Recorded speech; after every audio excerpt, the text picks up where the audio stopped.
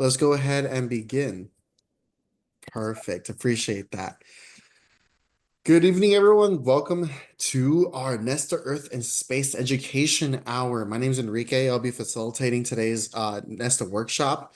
Our theme for today is going to be our recap of our NESTA workshops, of our NSTA workshops. A lot of members of NESTA were at NSTA involved in a lot of different projects and presentations. And today we want to show off a little bit of the work that they were doing and how those resources can end up being leveraged. NESTA, who we are, right? NESTA is an organization of teachers working with and for other teachers, right? Some of us are current teachers, some of us are former teachers.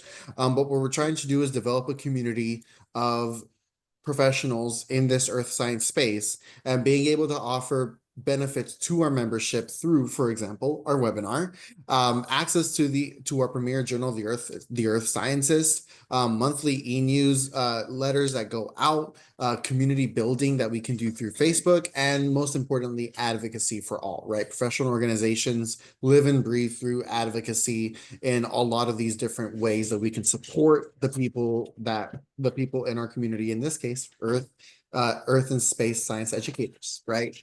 Well, so with that being said, with who NESTA is and what we're here for, these are going to be a recap of our NSTA workshops from different members of NESTA. We do have here today all of our presenters. We have Natalie Macke, who is our president. We have Peg Steffen, who is our editor here at NESTA of the Earth Scientist.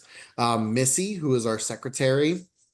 Diane, who's one of the director at large for NESTA, Sarah McDowell, who's our communication coordinator, and Missy Olson, who's our region 6 representative. I'm really bad with Roman numerals, so 6 representative. I always have to kind of guess at those sometimes. And here's going to be the title of today's workshop. So depending on what just kind of browsing through, think about if you have any questions that you want to kind of think about before the sessions, just to kind of understand where we're kind of going through this. We have everything from from things that relate to the ocean and NOAA, all the way down to map maps and models, right? With everything in between, our presenters are going to go in this order as well. So just a couple of norms while we're here. While these presenters are presenting, let's go ahead and keep questions in the chat.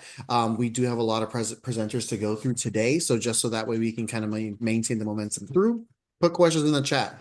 Some of us will be happy to answer those questions as we go, especially once a presenter finishes, they can address it. We will have a question slide at the end of the presentation, so we can kind of have that roundtable discussion before we go into next steps beyond that.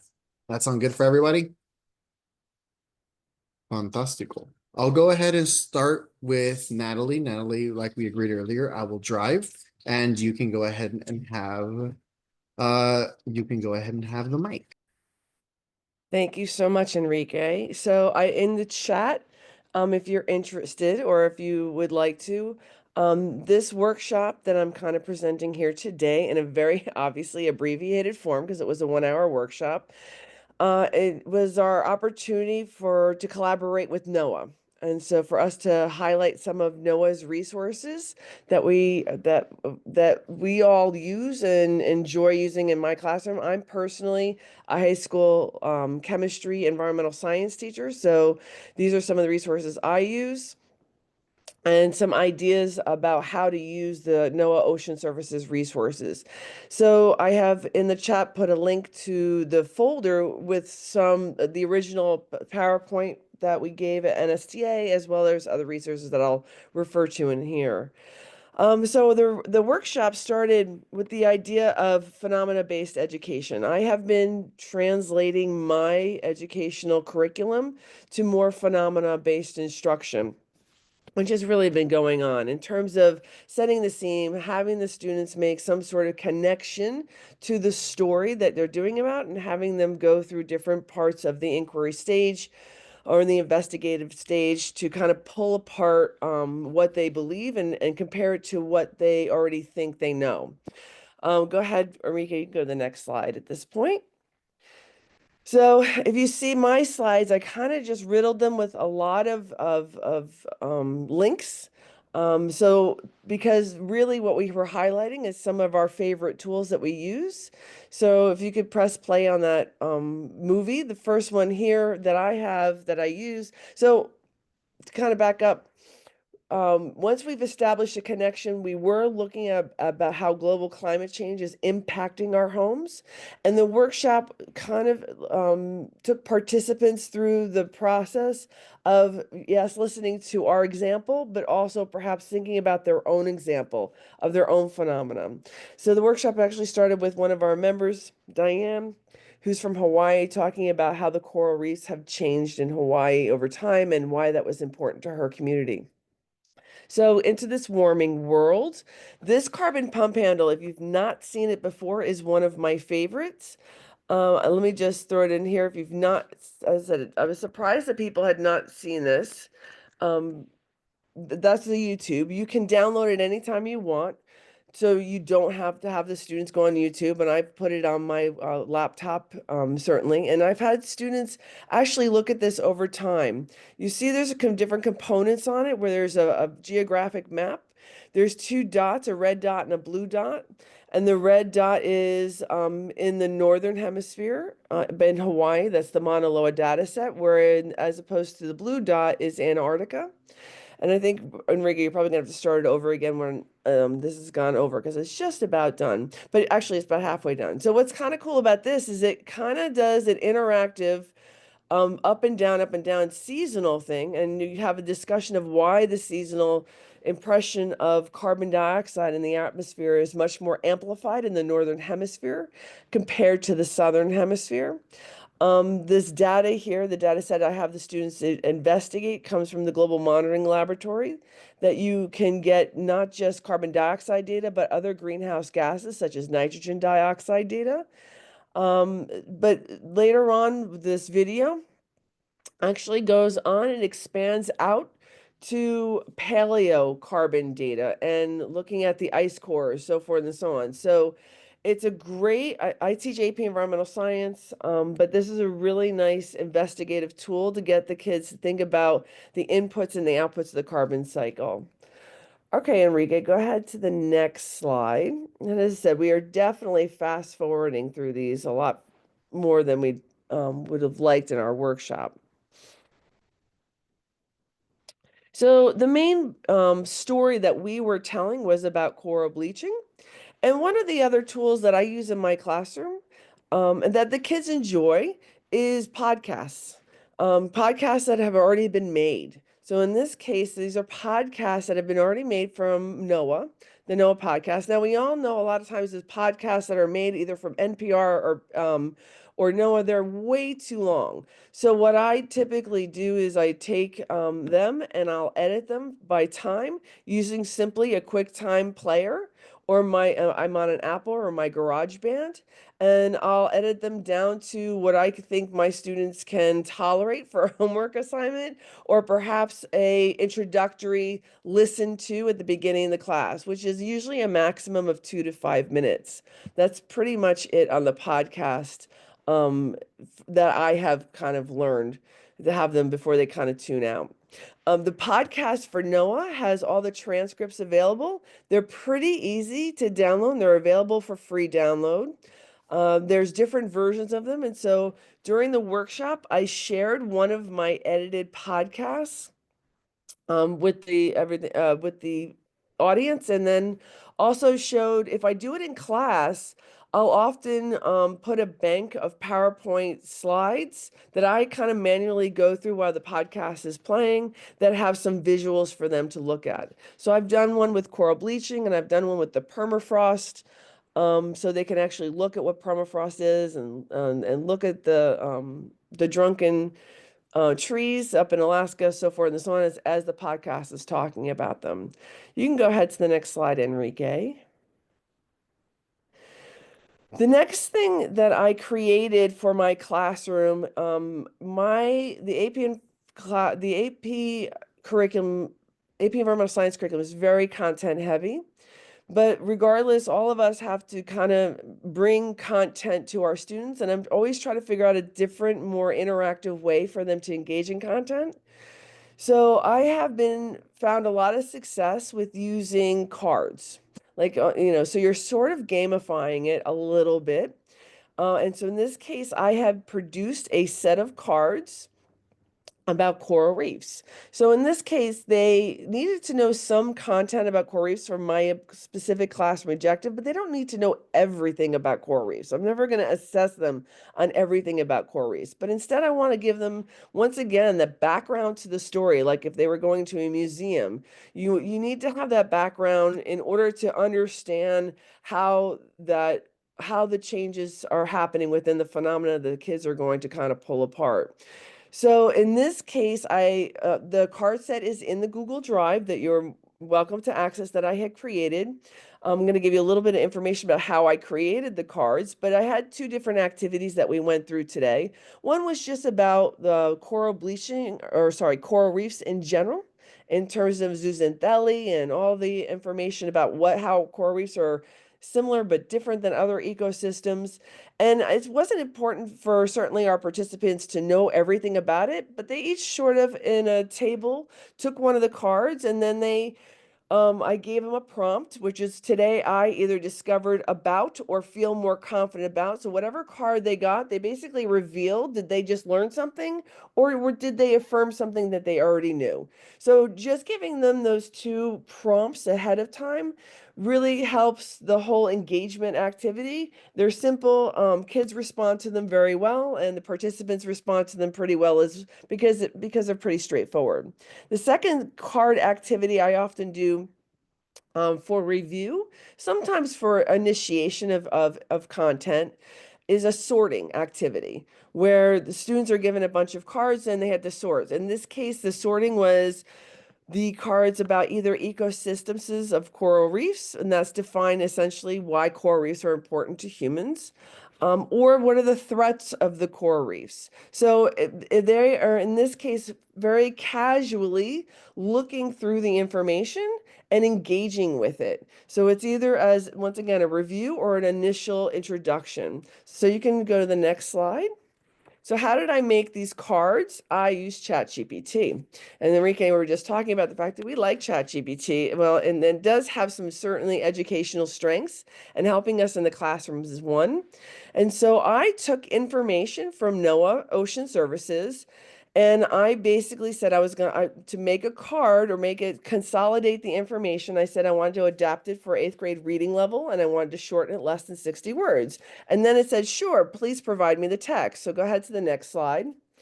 And you'll see the text that I gave literally came from the NOAA Ocean Services as sort of encyclopedic information about corals. So these, I think Peg will also kind of show some of the NOAA Ocean Services, and the tutorials are one of them. They're fairly high level, I would say even beyond 12, all right, but certainly 9 through 16. Nothing lower than 9th grade in terms of just pure vocabulary. But you can have ChatGPT give that good information and bring it down to the correct reading level. And then I didn't quite get the information exactly how I wanted. So sometimes I had to tweak ChatGPT and say, hey, change this vocabulary word from this to this. Or perhaps I wanted it to have a vocabulary word like zooxanthellae. Like I didn't want them to just say algae. I wanted them to know the word zooxanthellae. And so maybe I would tell ChatGPT include that in the description. NOAA also has a bank of images that I then pulled from, because remember these are all government images, or if so they had the copyright information on it or the annotation right information on it. And that's essentially how I made those cards. So head to the next thing. All right, so then we finished up, because I'm going to finish up here, and I'm happy to share with this more. But if you're not familiar with the data in the classroom resource tools, because I'm not going to share out too much about this right now, but this is the coral bleaching one this past fall has been updated with new images, new information, up-to-date timeline information, so forth and so on. And so the data in the classroom, if you are online, if you want to look at it right now, and I said, to me, this is a whole workshop worthy of doing. So it doesn't do it justice within the 5 minutes I have right now. And so head to the next slide, just so we can look at what's available. So if I click on this coral reach bleaching available, this is what I love about these particular things. And my students do these, but they never do any of these just from beginning to end. I'll take parts of them and I'll scavenge some of them for a lesson, and then I'll send them to the tools for some of the lessons. But these are it's an interactive lesson. Let me just put this up here specifically for oh no, I didn't put it up there. So specifically, that uses the ArcGIS technology that has them then go collect data. What's so awesome is that the worksheets are in there, the teacher guides, the answer keys, obviously information about the standards are in there. As I said, I didn't feel like within the context of what we're doing right now that I could actually do this justice. So instead, I was going to just give an introduction. And if anyone is interested in learning more about the data in the classroom products, that we could do that over another session, perhaps. But I think that is about rounding out what we did in a whole, is highlighting those sort of materials. And then once again, if you have any questions about it, I'm happy to answer.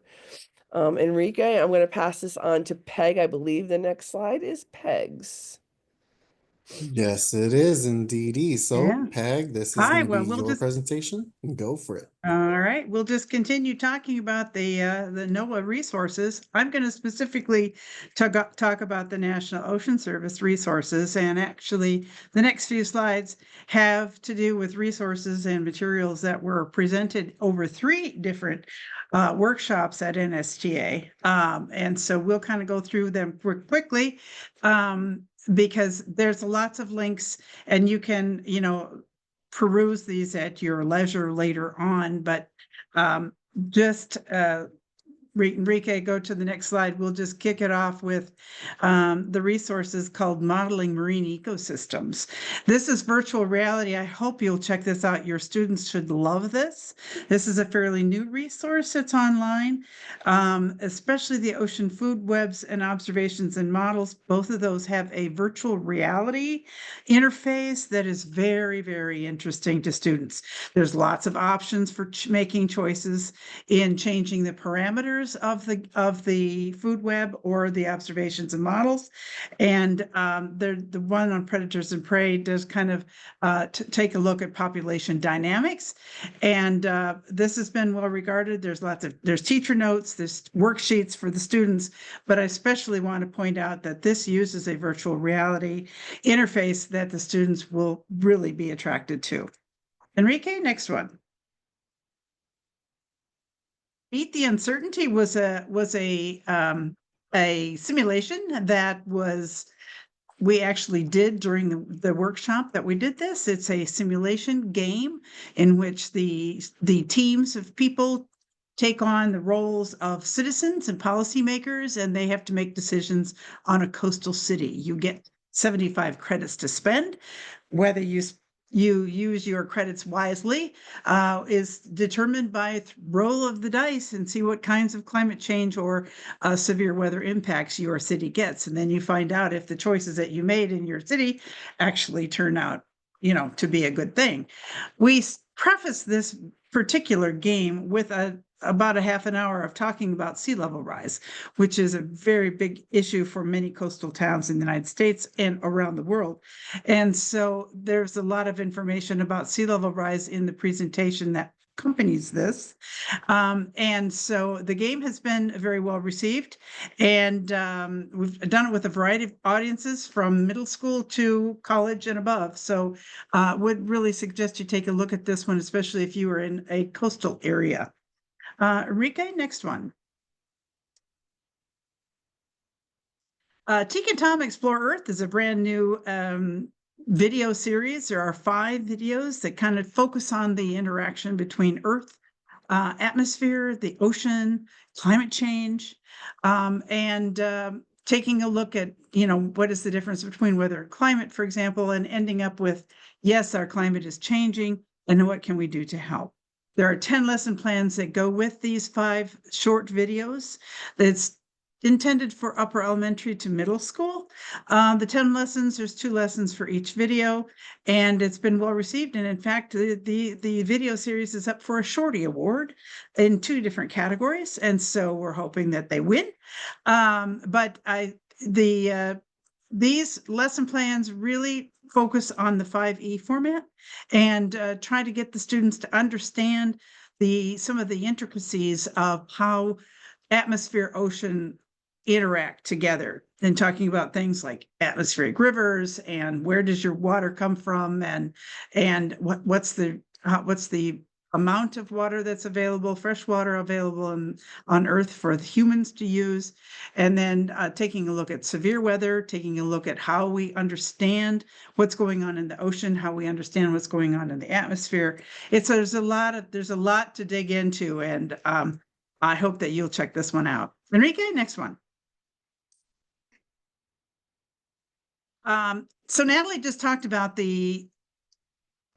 some of the tutorials that are available. These are the ones she was talking about, the ones that corals. There are a lot of other student tutorials, and I also agree that the reading level is a bit high if you were going to use this with younger students. But again, as I'm finding out, ChatGPT is your friend. So you can take anything that you want from this website and use it for your own designs. It's all public domain stuff. It's all been checked for science accuracy. It's good to go if your students can understand it. So I hope you will help have them use these student tutorials. And you see there's 2 new ones coming. Sea level rise is a new one, and hopefully nautical charts will be coming. Enrique, next. And finally, I think this is my last slide. We had a presentation about NOAA Planet Stewards. This is a program that provides funding for teachers to do a community or school project with their students. The intent is that the students get involved in doing some habitat restoration or recycling or making a difference in their local coral reefs. Some of our folks have done some very innovative things. Some of them have taken a look at invasive species. There's lots of actions that can happen both on the coastal areas of the United States, but also in the interior. So there's a wide variety of projects that have been done in the past. We're hoping that this project will continue at least 1 more year, and that the NOAA Planet Stewards will keep working for as long as we can. All right, I think that's it, and I think I'm passing it over to Missy. Okay, thank you, Peg. Now we're going to take, we're going to come out of the ocean, we're going to come out of the atmosphere, and we're going to go onto the land. I represent the Soil Science Society of America. We have a K-12 committee that is just unbelievably energetic, and they just love doing outreach with everybody.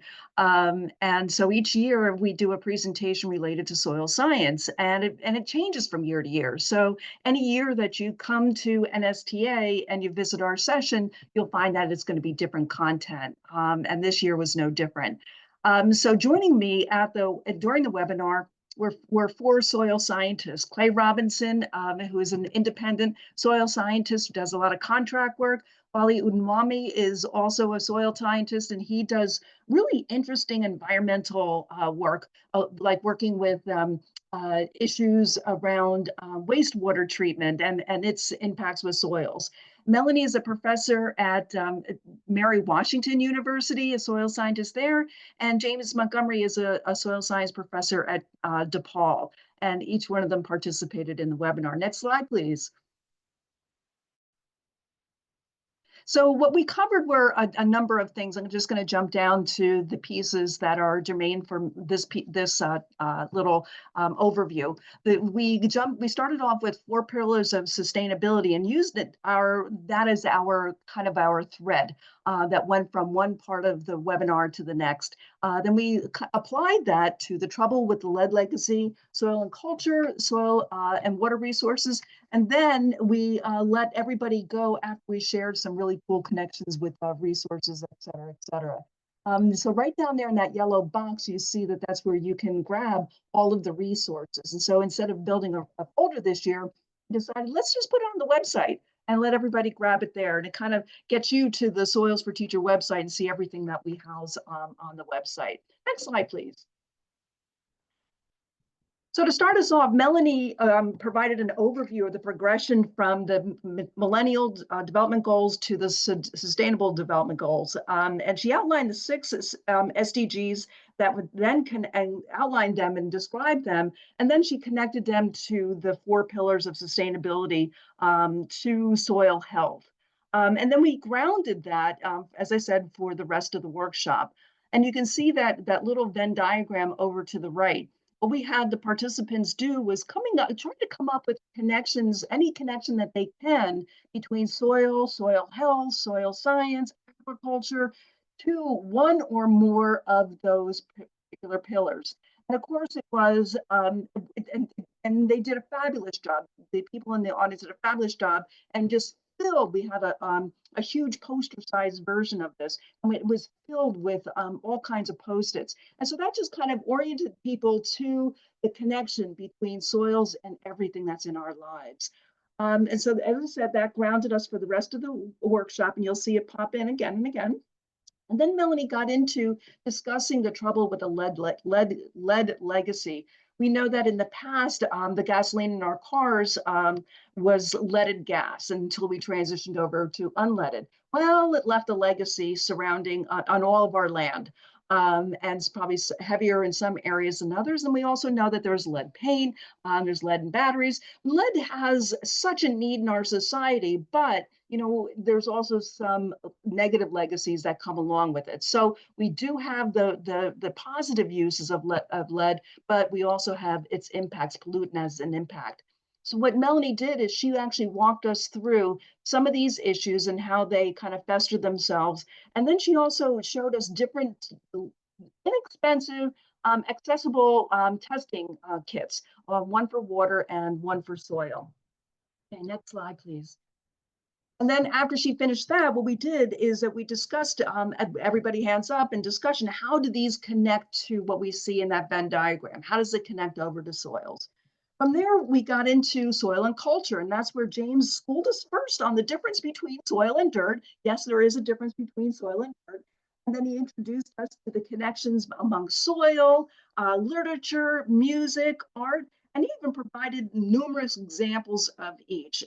And I beg you to think about all those connections with different forms of literature.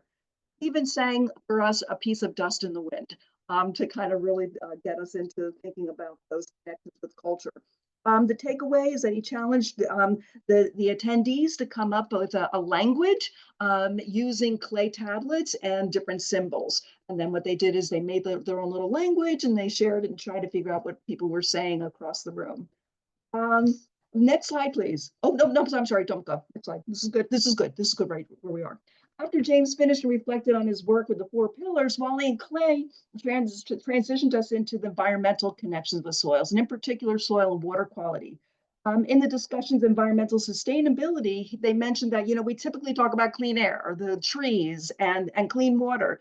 And however, there's always one thing that's missing, is soils and soil health. Many people don't realize that the soil is a key piece of all of those things. Then after that, we got into going more specifically into how does soil affect water quality. From there, they explored the effects of erosion and runoff, and how it can have an effect like just the water quality right where you live. That's actually a river that's near me, and actually run off after a storm. And also eutrophication is ultimately an issue.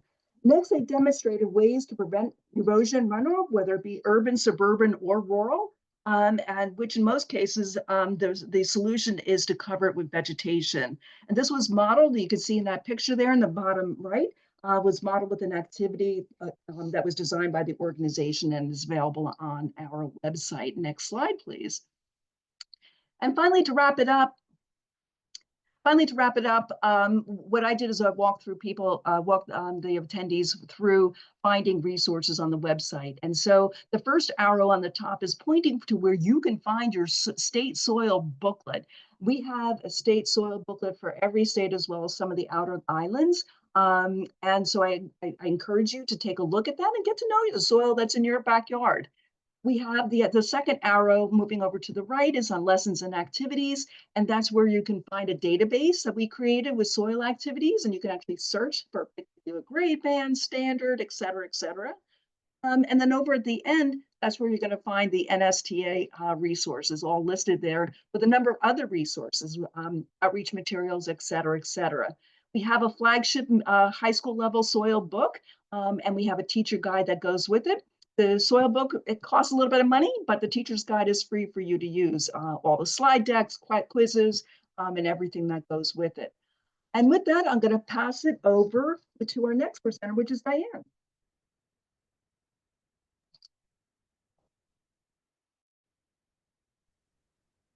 Okay. Enrique, can you forward? There we go. Okay, good evening, everybody. My name is Diane Ripollone. I'm a high school teacher at Cardinal Gibbons High School in Raleigh, North Carolina. I teach earth science and physics and astronomy. So a little bit of a variation. So I'm bringing at the NSTA, what I did was a speed sharing, which was 10 minutes. So this is pretty right on target with how I did it at NSTA.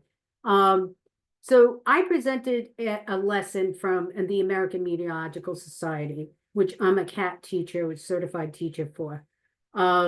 This lesson is from their summer workshop Project ICE, which the applications are closed this year, and hopefully in the future, the applications will reopen and they'll have this workshop. A lot of things are uncertain right now.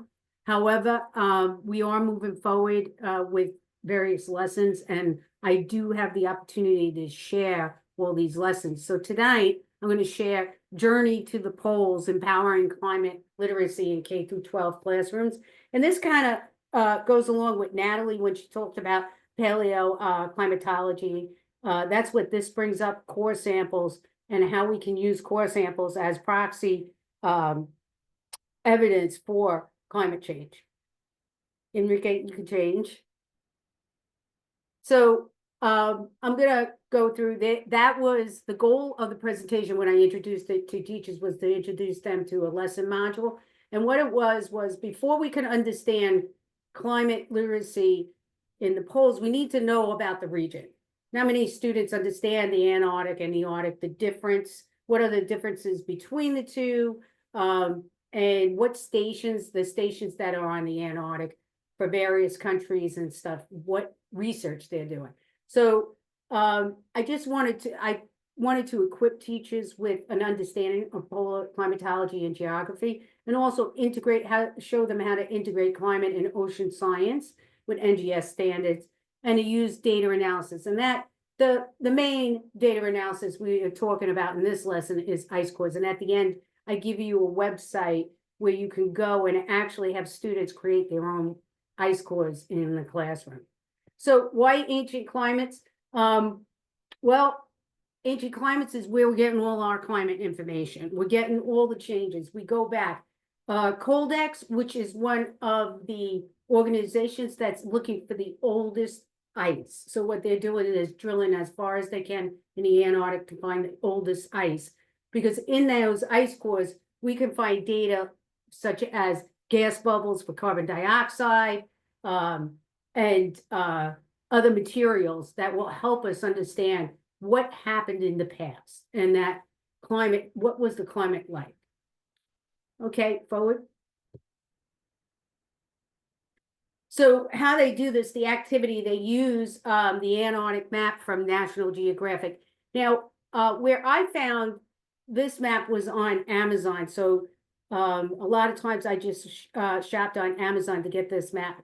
I don't think they're producing this map anymore, but I think what I did was I just purchased 7, and I give 1 to each group in my classroom when they do this module. So I'm not giving 1 to every student. So it makes it a lot easier on it. But what we first do is do like a think and pair share, and we talk about what do you know about the Antarctic and the Arctic. And the Arctic is becoming a big topic now. So again, with the melting, we have waterways that are opening up, things like that. So we want them to get an understanding of the current events too, the current issues that are associated with both these polar regions. And then the module goes on, you explore the Antarctic versus the Arctic, the geography and the characteristics. You can go forward, Aaron. And then the ice core data and albedo feedback. A lot of kids, and again, you have to teach that positive and negative feedback. They don't understand the difference, and that's where this all comes in. And the ice core data, the simulations, they demonstrate all the trapped gases and the various temperature records over the millennium. And then the albedo and the climate feedback is where we are talking about ice versus ocean, high albedo versus low albedo. What's the difference? And why is ice what the reflection of snow and the least amount of absorption in the Antarctic and the Arctic? So the positive feedback, the melting ice, the less reflection, the more warming and the more melting. This is something that students, I know in earth science, I have to teach them this because they don't understand it sometimes, and to develop an understanding of these concepts. Enrique, you can go forward. So the climate impacts and the ice sheet focus. So we talked about in this module, they'll learn about glaciers too, and how do glaciers work? Because we all know glaciers are slowly but surely, land glaciers are melting, but now we're talking about glaciers in the Antarctic. How do they recede? How do they grow? And the different types of, in all honesty, the different types of formation that's going on there. The Greenland melting, what's happening there? All of this is in the module so that you focus on ice sheets and glaciers, and you talk about those. And one of the things I like to do before I even start this lesson too is to talk about the difference between glaciers and the different glaciers, the land sheets, the ice sheets, things like that, to make sure they understand, they have a basic understanding before starting this lesson. Now, all of the standards that you can connect to, you have K through 5, but this also is middle school. High school, you can expand on this to do a little bit more in depth on this with high school. I know one of the things that I like to do is use a Physics Today article, which I posted a link to here. And what it does is it talks about the oldest ice to reveal the Earth's climate. And it goes through, I like to use that with my oldest students, because then have them read that before doing this lesson, so they kind of get an idea of what we're going to look for. All of this, I have put a link on the front of, on the first slide that I had to the presentation, the actual PowerPoint that I used during my speed sharing. So you'll get all these links and all resources that you can have. And I also give you a link. This QR code will take you to an activity that is was created by the Polar Climate Research Center, and it's creating ice cores in your classroom. And I think that is it for me.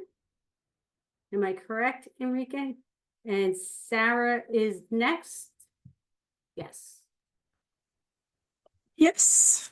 So I'm Sarah McDowell, and I work with an organization called Native Earth, Native Sky.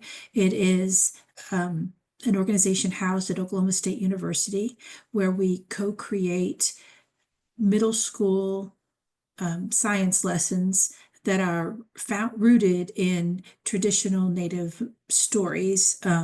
So we work with 3 Native nations, the Chickasaw, the Choctaw, and the Cherokee, to develop lessons using their stories.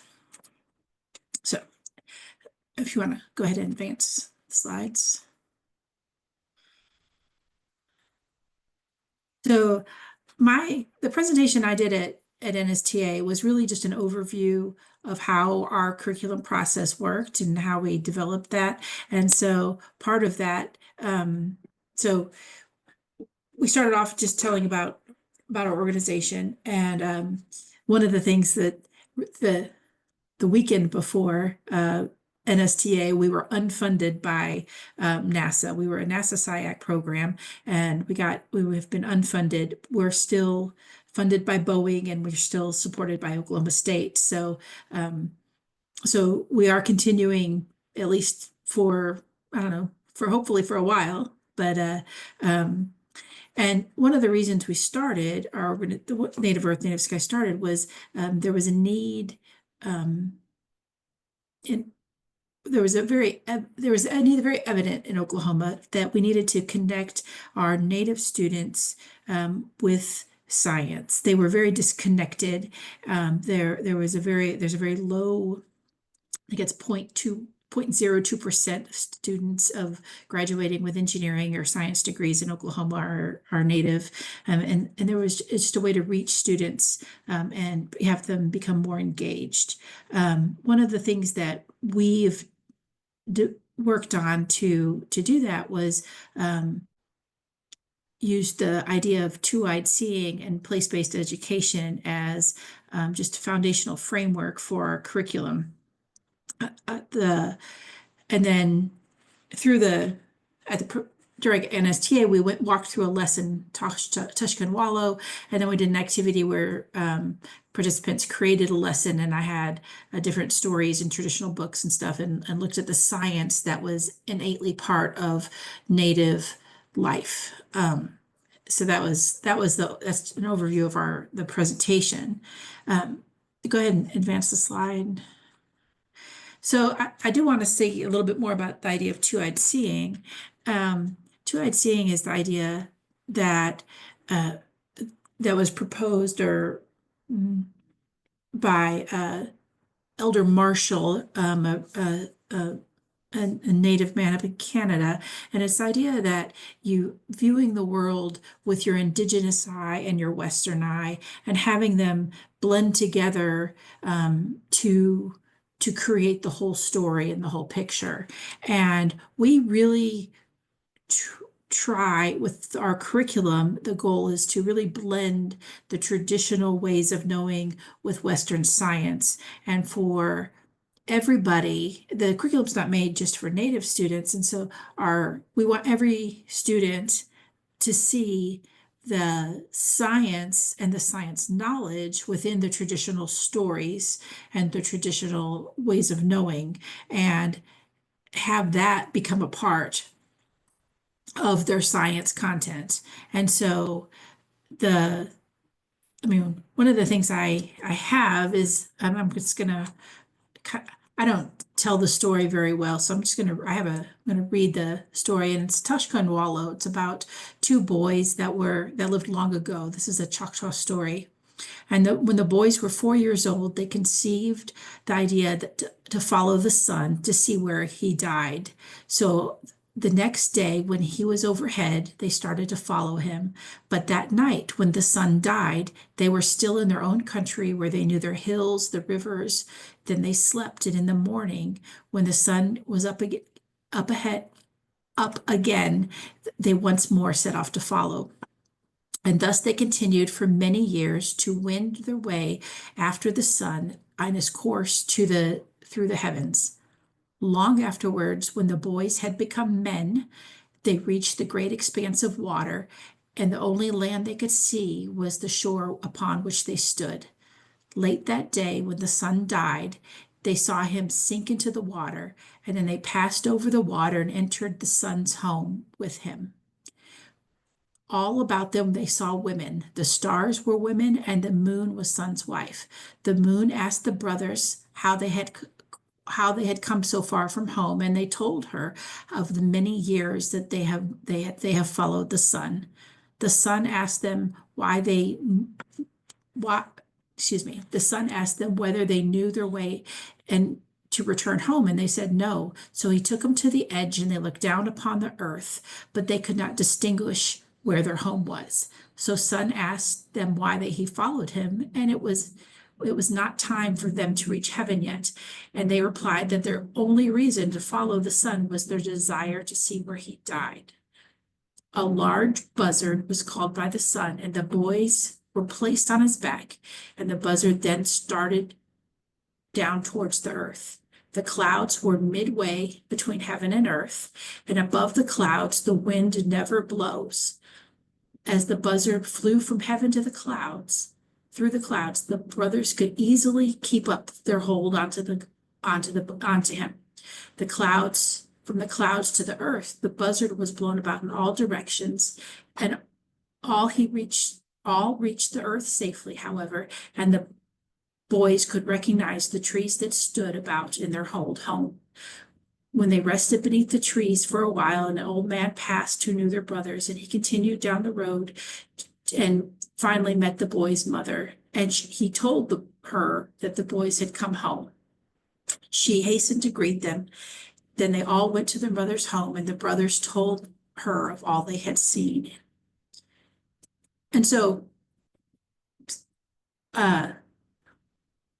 we use that story as foundational to have a lesson that describes and that models the Earth-Moon system. And they go through many iterations, and it's very conversational with the students in terms of how long did the boys walk? When did they become men? You know, having those conversations as we go, and then as a cultural component of the lesson, and then bringing in the Western science to talk about, you know, in the story, it talks about the boys wend their way, and what does that mean, and how does their path look if they moved always going up to the sun, you know how the sun shifts and where it sets. And so that is how our curriculum drew from. That was the resources. And if the curriculum also uses the traditional language, pulls in some language components and as well into the teaching. Go ahead for the next slide. So this is just again a division on how to look at the two-eyed seeing, and just how anything in the stories can be broken apart into your Western eye, and then your indigenous eye, and then there is this component of where they overlap as well. And then I think the last slide is a list of all the different curricula pieces, and I mean these are from the Chickasaw and Choctaw nations, and most of them are middle school curriculum. That is where we specialize. The Cloud Artist is an elementary, and the Story of Tanchi and the Seeds in Space, those are mostly elementary lessons as well.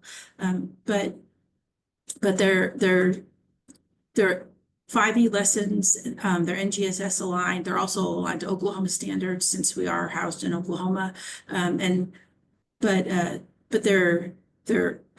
they use open source resources. These are the curricula that the nations have agreed to allow to make public. And so there are some stories that they use that aren't on our website, but these are the ones that are open access. And so they're available to everybody. And we should have about, I think there's like 5 more lessons that are supposed to come out this summer with the Cherokee, and then a couple more Choctaw lessons as well. So thank you. I think it's Missy next.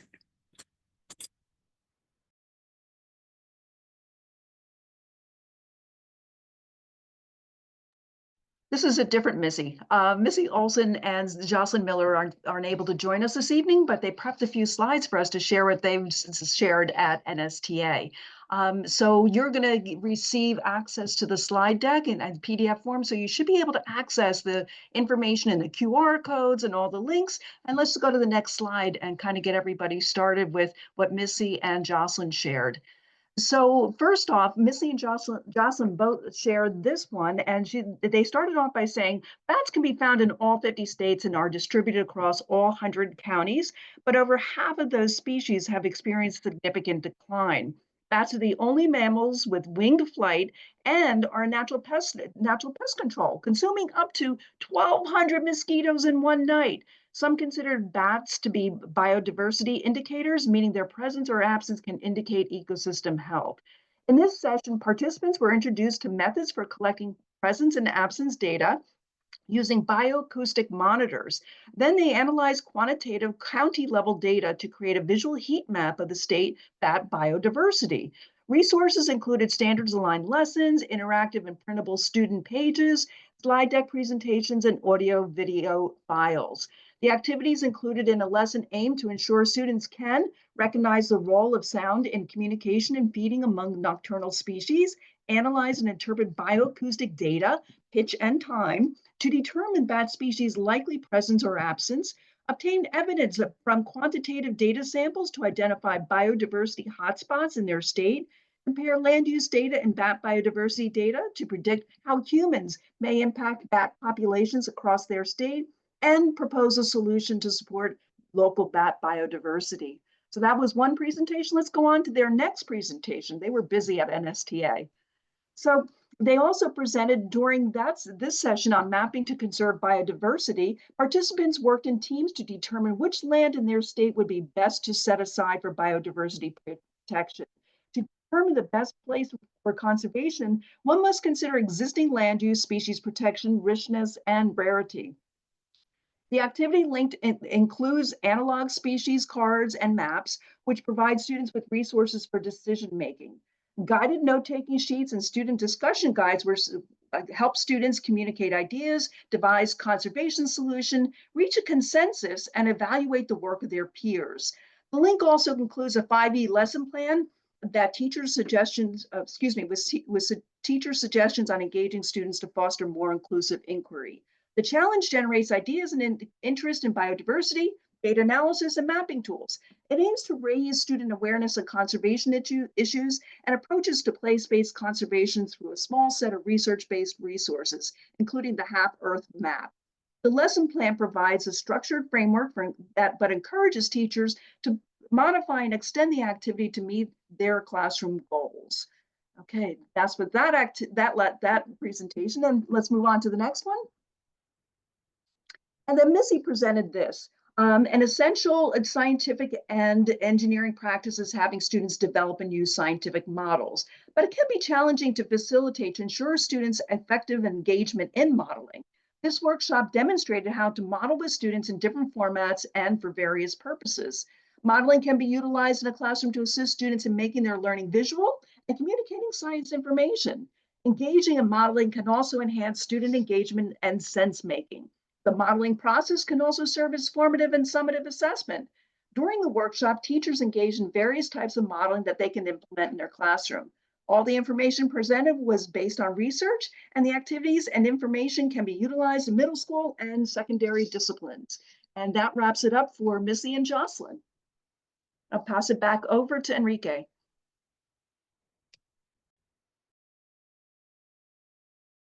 Sorry, I had it on mute. All right, so just to be respectful of everyone's time, it is 6:55, but we are happy to take questions as if you have them. Go ahead and populate them in the chat. I'll just kind of zip through through some of the ending slides that we have, and then we can re-engage with questions should you guys have any currently right now. So what I have here. I do want to turn your attention to save the date for some of our next upcoming Earth Science hours. Our next one is going to be on May 13th, same time, same place. And well, obviously, whatever Zoom link we send out that day, that'll be the place. And the title is going to be Real Careers, Real Impact, AGI's Career Explorer. And so, we'll have AGI geoscience professionals be able to kind of show off what that tool looks like on the website and something that you can do. I mean, just from personal experience, I know that careers in science and earth science tends to be a standard in a lot of different places, whether you're like me from Texas or if you're following NGSS, that's a topic that is definitely something that you need to approach in your standards, and they'll have a good resource for that. And then in the future, if you look over here in the corner, our webinar after that is going to be June 17th. at about a month's cadence, right? And that one's going to be exploring NASA Earth data with my NESTA data. And so we do have another NESTA person, Angie Rizzi, who's going to be presenting that one as well.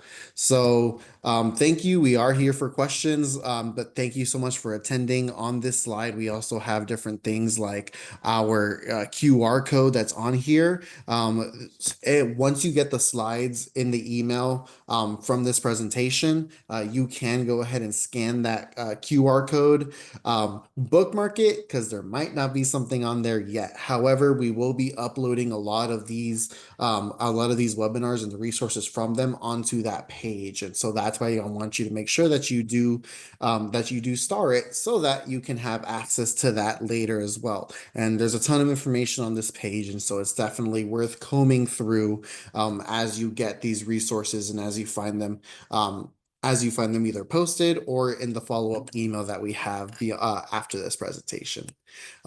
If there are any questions, we're still here for the next about 3 minutes. So other than that, have a good evening. And if you have questions, we're here for them. Thank you, Sherry.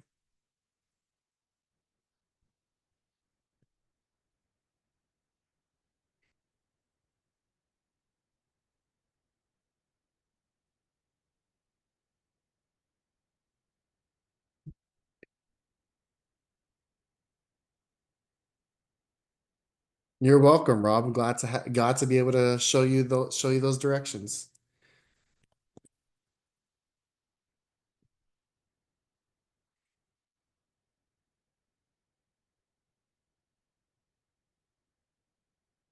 Natalie, I think you can go ahead and stop the recording.